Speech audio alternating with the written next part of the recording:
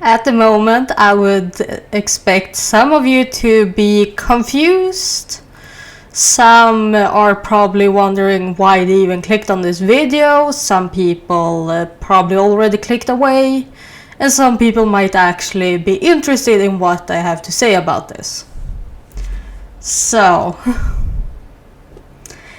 the geography of thought, how Asians and Westerns think differently and why.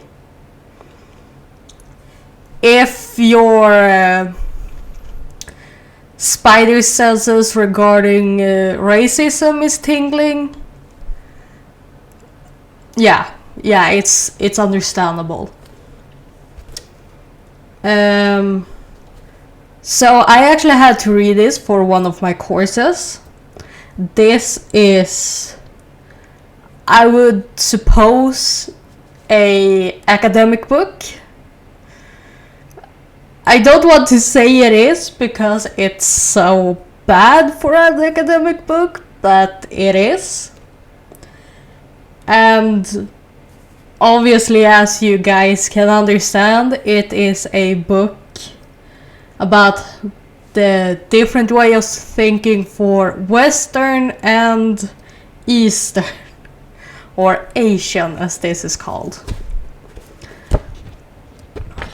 This one was published in 2003, and this is the 2004 paperback edition. First of all, this book does have studies, and those studies are actually quite interesting because one example is they look at a picture and the Chinese students focus more on the background while the American students focus more on the foreground, which is very interesting. But Mr. Nisbett, or Nisbett, I don't know how to pronounce it and I really don't care. He thinks that you can take people from Japan and China and it represents all Asian people, or at least all Eastern Asian people. And he can take Americans and they are representing all of the Western globe, you know, like all of Europe, both North and South America, like. So he takes 3 groups to represent 2 for all of Asia and 1 group for all of the West, you know, Americans and Europeans. So if you want to practice source criticism, like how to distinguish a good versus a bad, like, academic book or study, you can look up the Geography of Thought by Richard E. Nisbett. But why do I even bring this up, you know? Why do I still have it if it's so bad? Well, a little bit of background to why this video is even happening.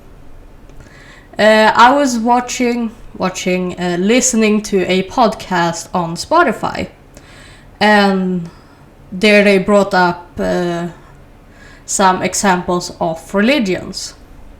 In that they did say Taoism, you know, the yin-yang kind of philosophy religion, they call it a religion. And I thought it was a little bit weird because I would like to think I am part of the Taoist philosophy. I've always learned that it's a philosophy. And that's why I remember this one, because the 2 first chapters are completely fine. The first chapter talk about how society looks different in West and East because of, well, in East Asian countries, it's often built on a philosophy from old Chinese philosophers, while most of Europe and America is built on the Greeks. I mean, that's completely fine, you know, like, yeah, that explains a little bit why the culture can be quite different, even though I will now have a course about China, and I know that if you compare Sweden to China, South Korea, or Japan, those three are very similar compared to Sweden. I mean, that can explain a little bit of it. And then chapter 2, you actually get to know about Taoism, which is deeply connected to Buddhism, which was the biggest religion, at least in China, South Korea, Japan. At least in history-wise. Nowadays, I don't know. But I actually have a story that tells about what Taoism is all about. There is an ancient Chinese story, still known to most East Asians today, about an old farmer whose horse ran away. Knowing that the horse was the mainstay of his livelihood, his neighbor came to commiserate with him. "Who knows what's bad or good," said the old man, refusing their sympathy. And indeed, a few days later his horse returned, bringing with it a wild horse. The old man's friends came to congratulate him. Rejecting their congratulations, the old man said, "Who knows what's bad or good?" And as it happened, a few days later, the old man's son was attempting to ride a wild horse. He was thrown off from it and his leg was broken. The friends came to express their sadness about the son's misfortune. "Who knows what's bad or good?" said the old man. A few weeks passed and the army came to the village to conscript all the able-bodied men to fight a war against a neighboring province. But the old man's son was not fit to serve and was spared. So, there you have a simple way of looking at Taoism. That, how can you know if it's good or bad? The butterfly effect. Like me telling you guys about this book in this video, I might have started a thought in someone about a revolutionary way to get rid of racism. And that can continue on, like, I don't know. So, in a way, I find it very fascinating and good to think in a way that, well, not everything is bad or good, especially since I have very much experienced poverty, like to a very high degree at one point. And I can't say it was all bad, because everyone tries to think about poverty as something bad. Yes, it's awful, like it's very, very stressful. It is. But it has also matured me in ways that other things could not. Because when I go to university and I look at my classmates, I can find them immature with money, with their outlook on life, and some other things. And at least money, well, that is because I grew up in poverty and later in life experienced it very harshly. So I can't say that poverty was completely bad, But continue on with the book. We also have where they actually use a legit way to show how everything works.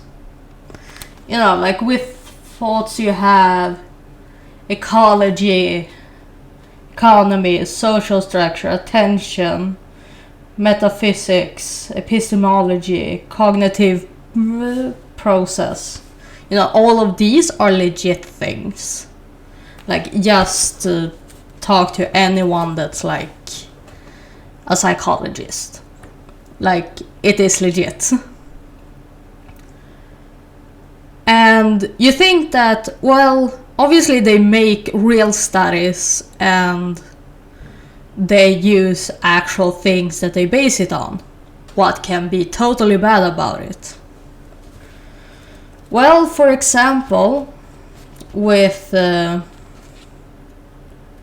I'm trying to see, they have pictures.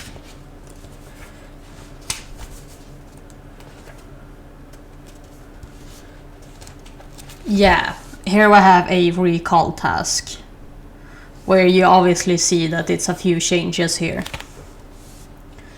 And because the Japanese had a bit more easier to see changes in the background than the Americans, they, or at least he, the author, thought that, oh, this is a test between Americans and Japanese people. All of East Asia have it easier with the background, and all of the West world, including Europe, have harder seeing backgrounds because they focus so much on the foreground. And honestly, this book has helped me a lot in my academic studies when it comes to what is good and bad literature. Because you think that, oh, well, they do have studies. Like, they have actual studies. Obviously, this should be a good book. I mean, it is a good book, but you have to take what they come to with conclusions with a huge pinch of salt. Like, because obviously I have learned a lot. And for example, there is one where they look at American newspaper and a Chinese newspaper where they describe the same event.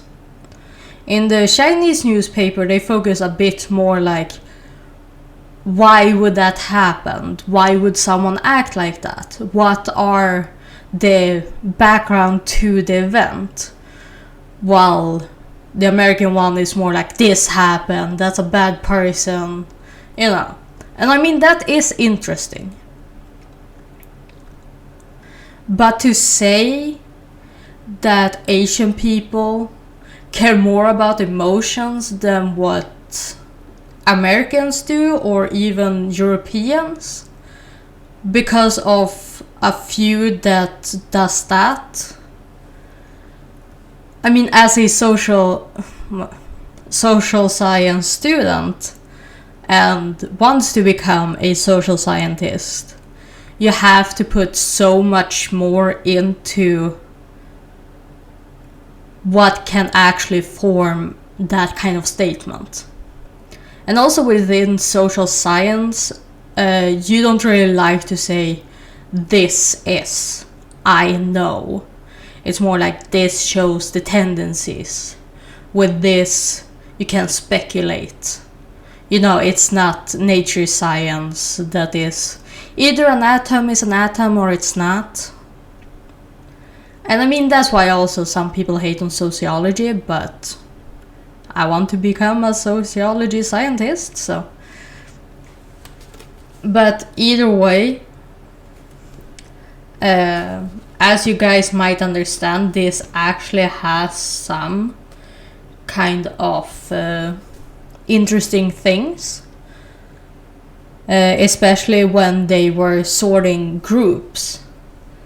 They had a chicken, a cow, and grass. And obviously we think, okay, if we're gonna sort it into two categories, we have the cow and the chicken. Well, we. Most people from the Western world would probably say like that, because you think of it as animals. Well, that was the American did during the study, but what the Chinese people did in the study was that they categorized it from what is most relevant. Like, a cow eats grass, so obviously that's one category. And because of that, I find it very interesting to focus on the results of the studies and the studies themselves, and not the conclusion that they pull basically out of their ass. Like, honestly. So, I don't know if you can find this online, if you have to pay a lot of money for it. I think there should be someone uploaded a PDF of it or something. And if you're interested in just like sociology, social studies, different cultures, I mean, you don't have to even be a student to actually find this quite interesting. But you have to remember, the conclusions that they pull from the results are way off. You need so much more meat on the bones to pull that kind of conclusions. So yeah, that was my book review. It has the worst conclusions I've ever read so far in an academic book. But I highly recommend for anyone within the more social science category, whether it's interest or studies or whatever, to actually have a look at it. And yeah, just overall try and see if you can learn something from it. Because as said, this helped me a lot with knowing what is good, what is bad. Just because it's a study doesn't mean the conclusions are legit. So yeah, oh yeah, also just a few years before the author published this book, he had a complete different attitude. He thought that you couldn't put any geographic point in thinking. And within science, it's, at least within social science, it can be a little bit looked down upon to just randomly change 180 when it comes to your opinion. I mean, especially something like this, where it's, I want to say borderline racist, but I think it's like full out racism, that based on a few participants, all from two countries, that you pull like a whole continent into it. And then we have the Americans that has to represent like 2-3 continents. Like, come on. But yeah, I hope old, new, and those who aren't subscribed enjoy this. Come on, people, we're at 18 subscribers. It's only 49,999,000 blah blah blah left. Come on, we can do it. But yeah, honestly, like, at least try to look up like an easy review, because you can learn from it. And especially if you like Asian culture, it can give you a few ideas about the cultures. But obviously you have to like watch more documentaries, actually learn about each specific country, each culture, because this is like a hint, but it's no like actual information. It's a hint towards information. Yeah. Peace.